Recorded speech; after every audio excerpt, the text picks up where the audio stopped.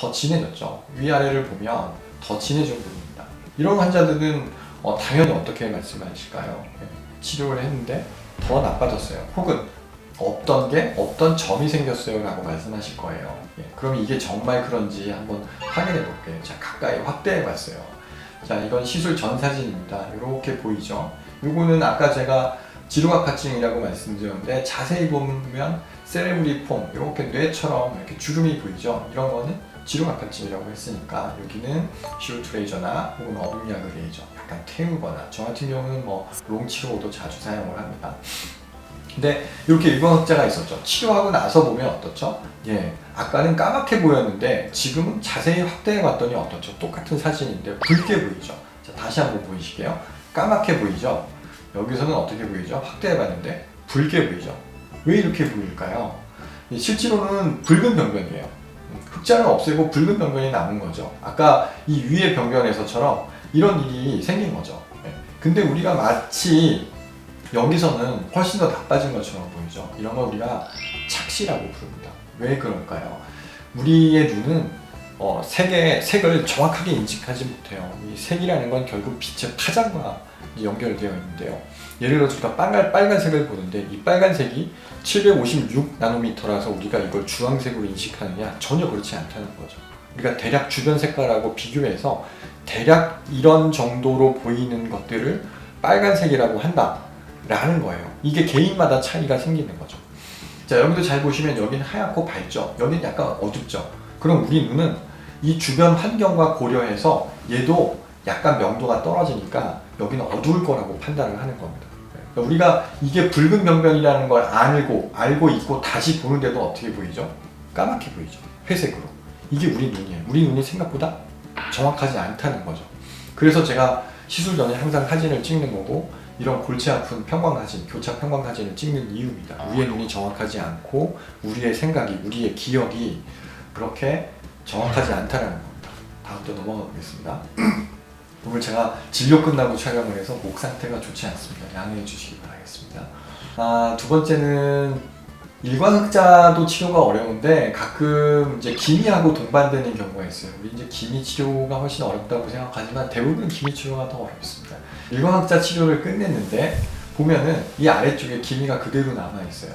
이건 흑자가 남은 거 아닌가요? 잘 생각해 보시면 기미가 원래 있던 환자인데 그 위에 일광흑자가 있었던 거죠. 그 중에 일광흑자만 없애니까 기미가 남은 거겠죠. 이럴 땐 일광흑자 치료가 끝나고도 기미 치료를 다시 열심히 하셔야 됩니다.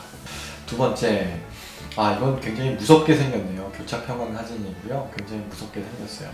일광흑자는 아까 제가 이제 말씀드렸는데 주근깨 같은 경우는 여름에 진해지고 겨울에 흐려진다고 했어요. 근데 흑자의 가장 큰 특징은 겨울이 돼도 흐려지지 않아요. 또 하나, 일광흑자의 원인이 자외선 때문에 생겼는데 그럼 자외선을 차단을 잘 해주거나 더 이상 자외선에 노출되지 않으면 좋아져야 되지 않습니까? 그런데 일광흑자는 좋아지지 않아요. 이 사실은 일광흑자의 가장 어려운 부분이기도 해요. 우리가 이런 걸 설명할 때 노화, 세네센스로 표현하기도 하고 그 다음에 표피의 각질 형성 세포는 만들어지고 분화되어서 각질로 떨어져 나가는데 우리가 이런 과정들에서 어떤 문제가 생기지 않아요. 예를 들어서 떨어져 나가는 분화되는 것보다 생성되는 세포가 더 많았다거나 혹은 생성되는 건 일정한데 분화가 정차되어 있다거나 각질이 떨어져 나가지 않고 머물러 있는 애들이 생기겠죠. 강으로 치면 강물은 흘러가는데 섬처럼 모여있는 애들이 생길 수 있다는 거죠. 이렇게 설명하기도 하고 여러 가지 방식으로 설명하는데 흑자는 종종 모양이 바뀌기도 하고요. 다른 질환으로 변하기도 합니다. 첫 번째, 제일 흔한 경우는 사실 지루각화증으로 바뀌는 경우가 많습니다. 굉장히 유의해야 되고요. 지루각화증은 치료가 쉽다고 했는데 흑자 위에 지루각화증이 생기는 경우는 지루각화증은 잘 치료했는데 밑에 흑자가 남아있어서 병변이 잘 남아있는 경우도 많아요. 두 번째, 이렇게 라이케노이드 케라토시스라고 하는데 우리말로는 태성박화증이라고 부르는데 이렇게 모양이 변합니다. 이런 경우는 증상이 있는 경우가 많아요. 흑자인데 검버섯인데 갑자기 막 가렵기도 하고 쓰라리기도 하고 이분도 이제 그래서 오신 건데 실제로 이분은 치료를 제가 굉장히 열심히 했는데 잘 안 없어졌어요. 근데 재밌게도 이분이 거의 1년 뒤에 오셨어요. 근데 이렇게 깨끗하게 없어졌습니다. 상당수. 물론 흐리게 남아있는 것들이 있죠. 왜 그럴까요? 퇴선각화증은 치료하지 않아도 1년 내에 없어지는 경우가 많습니다. 그러니까 우리가 어떤 진단을 잘 한다면 사실 이분께는 제가 죄송하지만 쓸데없이 치료하는 그런 일을 막을 수도 있다고 생각을 합니다. 두 번째, 이 경우는 일광흑자죠. 보시면 이제 전형적인 일광흑자고요. 옆에도 약간 이게 흑자처럼 이제 병변들이 보여요. 이분은 보면 일광흑자가 굉장히 깨끗하게 없어져 있습니다. 어떻게 치료했을까요? 의외로 제가 치료한 게 아니라 불행히도 이분은 이 사이에 암이 생기셔서 항암 치료를 하셨어요. 항암 치료하고 나서 일광흑자가 없어진 거죠. 이건 무슨 일일까요? 아까 말씀드린 것처럼 일광흑자는 단순한 색소 질환이 아니에요. 멜라닌 세포가 색소를 각질 형성 세포에 보내줘서 거기에 단순하게 생긴 게 아니라는 거죠. 우리가 항암제에서는 세포의 생식 속도가 빠른 세포를 타겟으로 합니다. 암세포가 굉장히 세포의 번식이 빠르잖아요. 근데 우리의 피부 각질 세포도 굉장히 우리 몸에서는 빠른 편입니다. 보통 2주 이내에 변화를 하니까요.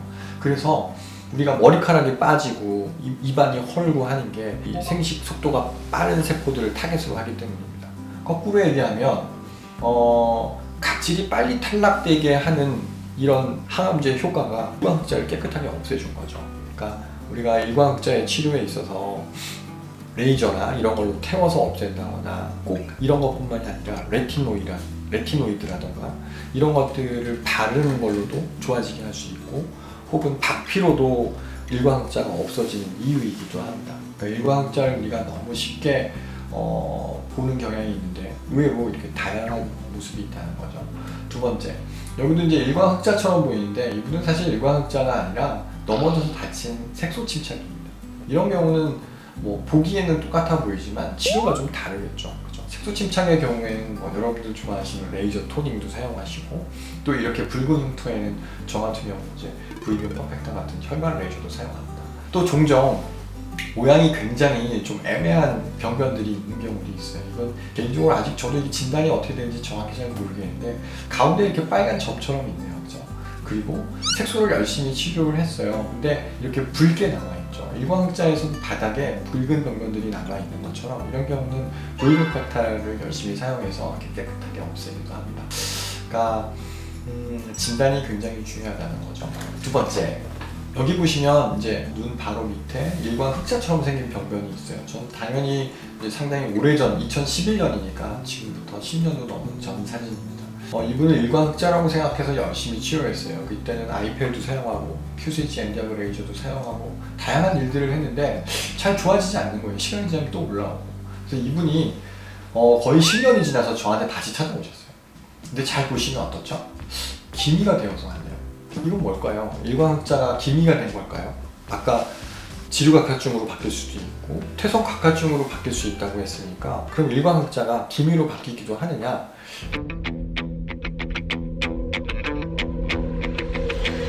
그렇지 않아요.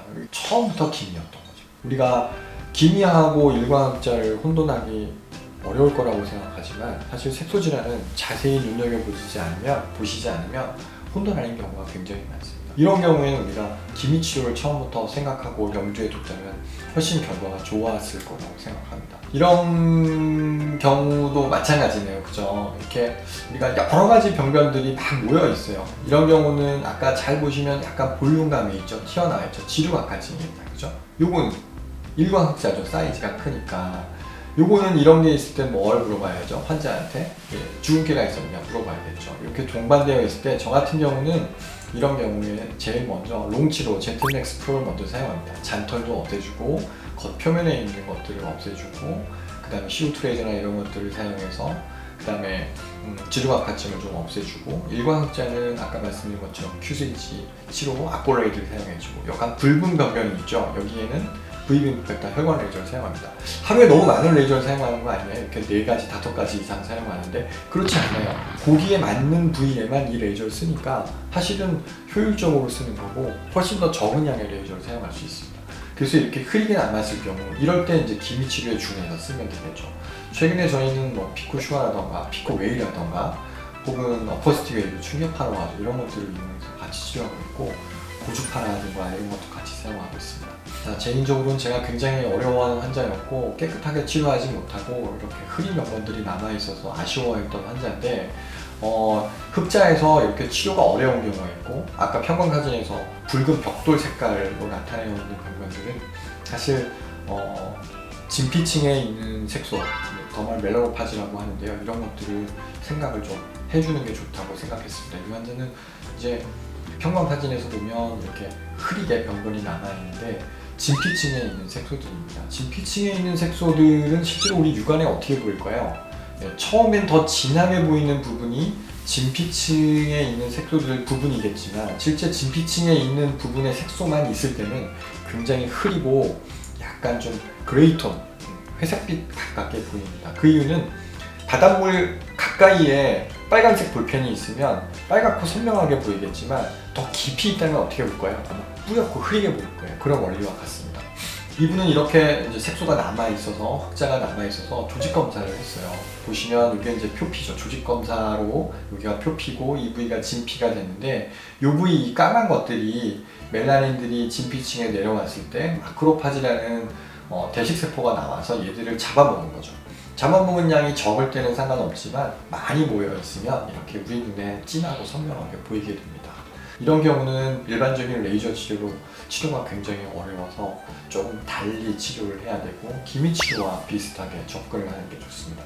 마지막으로 흑자나 검버섯, 주근깨, 기미 이런 것들은 다 미용적으로만 생각했지만 우리가 꼭 염두해야 될 것들은 흑자는 아주 드물지만 악성의 가능성도 있습니다. 혹은 흑자 자체가 악성으로 변할 가능성은 적지만 다른 악성 병변들이 흑자처럼 보이는 경우가 있어요. 이런 경우는 항상 우리가 좀 조직검사나 혹은 상급병원에 의뢰를 한다거나 이런 것들을 해볼 필요가 있습니다. 이분의 같은 경우에는 2017년에 오셨다가 이런 상태로 왔었는데 2020년에 다시 오셨는데 이렇게 모양이 바뀐 거죠. 물론 이제 이때는 일반 사진이고 이런 편광 사진인데 잘 보시면 뭐가 점 같은 것들이 보이죠. 이런 것들 이런 경우가 있을 때는 좀 주의 깊게 볼 필요가 있습니다. 다행히 이분은 조직검사에서 봤더니 의외로 악성은 아니었고 일광 흑자였습니다. 그리고 치료를 열심히 했는데 이렇게 흐리게 병변이 남아 있었어요. 그래서 이 부위에 왜 병변이 남아 있는지 확인을 해봤더니 진피층에 더말 멜라노파지라고 불렀죠. 이렇게 색소들이 있는 거죠. 이런 경우는 아까 말씀드린 것처럼 기미 치료에 준해서 차근차근 치료하면 더 좋아질 수 있습니다. 지금까지 일광흑자에 대해서 말씀드렸는데 일광흑자가 전체 안면부 색소 질환에서 가장 많은 부분을 차지하고 또 가장 어렵기도 한 질환이라고 생각을 하고 있습니다. 그래서 제가 색소 레이저를 거의 모든 파장 혹은 거의 모든 조달 시간에 대한 레이저를 거의 다 가지고 있는데요. 좀 오버한 거 아니냐 이렇게 생각하시기도 하는데 좀 개인적으로 일광흑자 때문에 이런 일을 하고 있고요. 일광흑자가 저한테 너무 어렵고 개인적으로 공부를 가장 많이 한 부분이기도 해서 열심히 잘 말씀드리고 싶었는데 시청해주시느라 고생 많으셨습니다. 감사합니다.